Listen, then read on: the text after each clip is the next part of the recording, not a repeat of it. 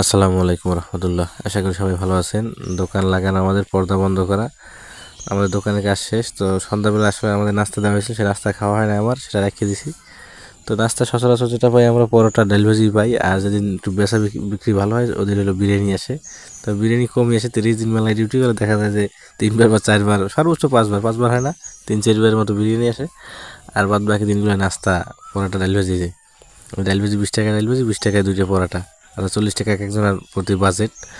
আর অন্যান্য মেলায় আপনার কেক আর রংসে খাওয়াই বিদায় দেওয়া হয়তো। তো ওই জায়গাটা একটু ভালো যে আপনার ডাল ভাজি এবং পরোটা বিরিয়ানিও পাওয়া যায়। তো সেটাই যেহেতু আমি দোকান থাকি, অন্যরা দোকানে থাকে না, যার কারণে আমি নাস্তা রাত্রে করি, রাত্রে ভাত খাই না, রাত্রে শুধু নাস্তা দিয়েই কাজ চালাই যাই। কারণ যে বাজার যে ঊর্ধ্বগতি, আসলে প্রতিবেলা ভাত খাইতে গেলে আপনার 100-150 টাকা চলে যায়, সর্বনিম্ন 100 টাকা লাগে। তো সেক্ষেত্রে আমার কিছুটা টাকা সেভ হয় আর কি। এই কারণে রাত্রে শুধু নাস্তাই করি, ভাত সহজে খাওয়া হয় না, খুব রেয়ার রাত্রে ভাত খাই না বললেই চলে আমি। তো সেটাই আপনাদের দেখালাম যে আমাদের নাস্তায় কী থাকে।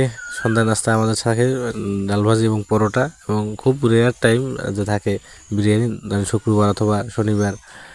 মাঝে মধ্যেও রেগুলারলি না বিরিয়ানি থাকে, কারণ আপনার আমরা 8-10জন স্টাফ, বিরিয়ানি খাওয়াইতে গেলে 1,000 টাকার উপরে খরচ, আর যদি পরোটা খাওয়াই তাহলে 300-400 টাকায় কমপ্লিট করা যায়।